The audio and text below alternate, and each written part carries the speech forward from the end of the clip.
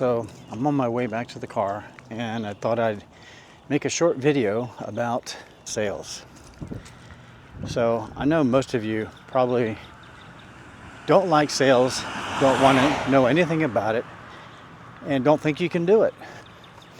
Well, let me tell you, sales is the $1 million skill. I haven't made $1 million yet, but if I was good enough at it, my communication skills were top notch, and I really focused on selling high-end products, I could do very well with sales. And what I want to get across to people is that even if you don't think you are good at sales, you probably sell more than you even realize. So in life, you have to have sales skills to succeed with just about everything. I mean, even your family relationships, dealing with your kids. If you're single, when you're trying to find a mate, you got to have sales skills to sell yourself. And even when you are looking for a job, you got to sell yourself to a potential employer. And then even while you're working, even if you're in a non-sales job, you have to use your sales skills to negotiate and deal with people that you're working with. But if you're actually looking for a career and you're not sure what to do, sales is really an amazing career to be in. Now, I know for a lot of people it's taboo to be in sales, and the first thing that comes to mind is selling is being dishonest or untrustworthy. And that's the furthest thing from the truth.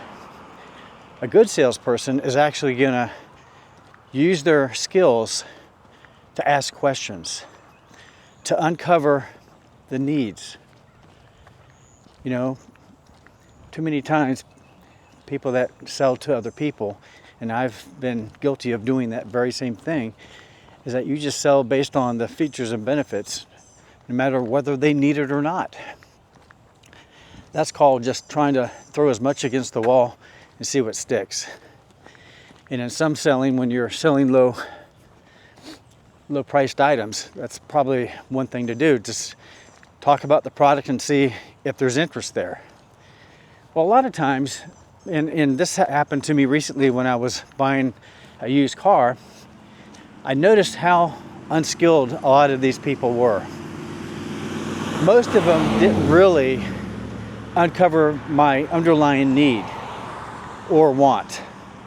Like, they would ask me what I'm looking for, and a lot of times I would probably say, based on my own experiences, most of the time, most people, when they first look for a car that they haven't done this in years, they don't know really what they're looking for. And in this day and age, yeah, you can go online and do a lot of your own research, but it's not the same as being there. I don't even understand how people buy cars online without even test driving or seeing it. But it's something that I encountered, and I think I had one or two really good salespeople throughout the whole process, or decent salespeople, I should say. And the good ones really sat down and tried to figure out what your needs were. And even the ones that I thought were good, they really didn't dive deep enough. And even though I went in thinking that I knew what I was looking for, it turned out that my needs and wants changed throughout the process. So I originally started looking for a car for myself, and then it turned around where I actually had to buy a car for my wife because she didn't like what I had come up with. And so my needs changed, and not having her in the buying process or actually being out there looking caused us some problems. And that would have been a really good question to ask a potential buyer is this for you or your wife or both? And does your wife need to be here to really uncover your real needs and wants? And that was a mistake that we made. We just, you know, I like to usually do the footwork and then bring her to it once I narrow it down. Well, as it turned out, we didn't, or she didn't, test drive it and really think about the things that she really could not live without until we bought a vehicle, not realizing that we would miss those things. And one major important thing was the fact that the seating for the driver's side was majorly different than what she's used to.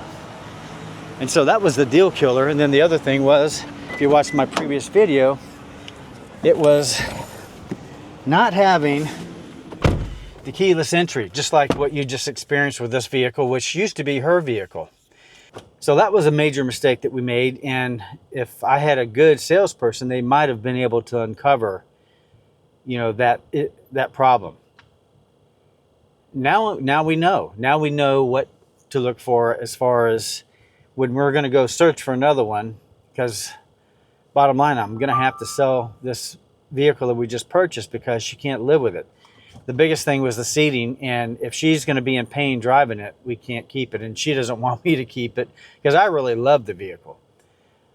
I love that vehicle, and you know, just about everything about it. It's except for the key. I mean, I would like to have a keyless entry, but I didn't have that before my Prius, and you know, I didn't think it was a deal killer. But she doesn't want this vehicle anymore because she feels like it has too many miles on it.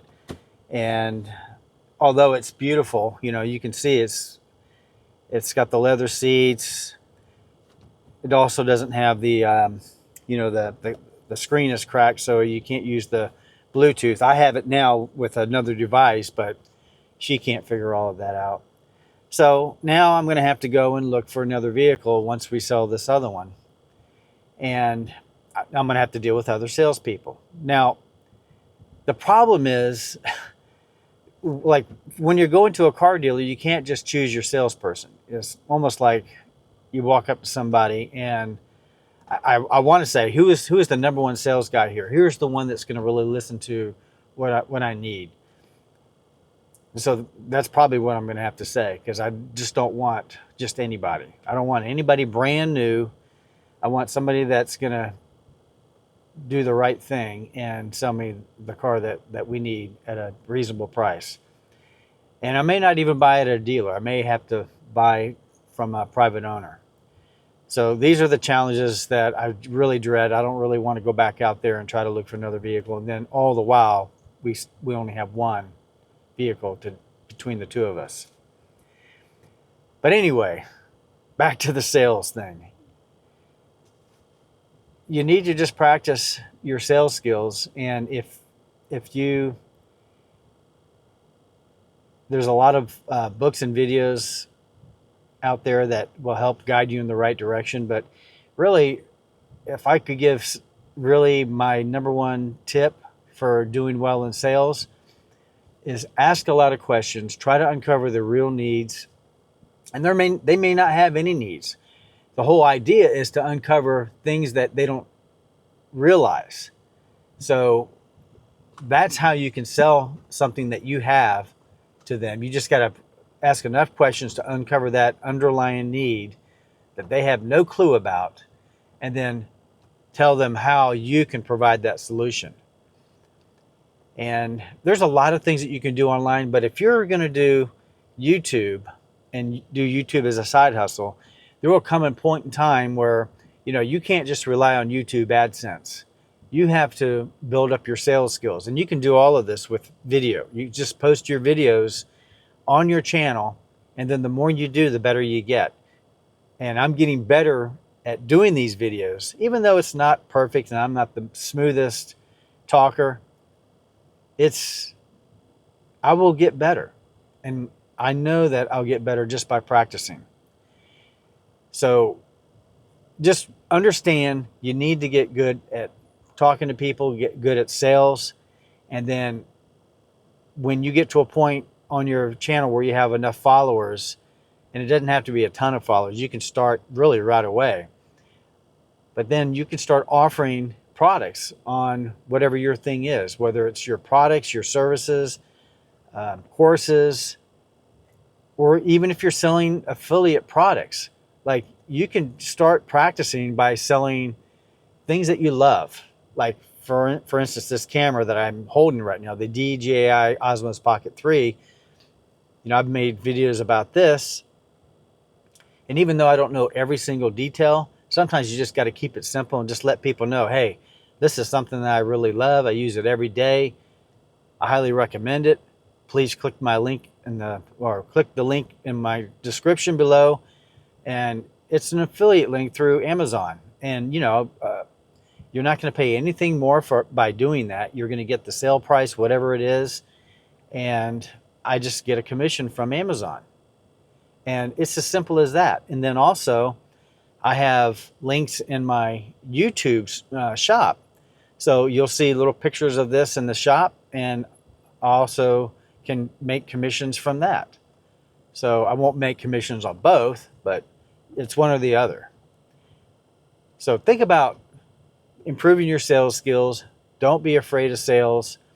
And whether you do YouTube or not, think about improving your sales skills so that it will improve your life somewhere down the line, whether it's in your job or in your marriage or even with your kids. You need it everywhere you go. It's probably the most valuable skill you can develop. And so if you want to see more videos like this or learn more about selling, please let me know in the comments. Thanks again for watching, and I hope you have a blessed and beautiful day. Take care.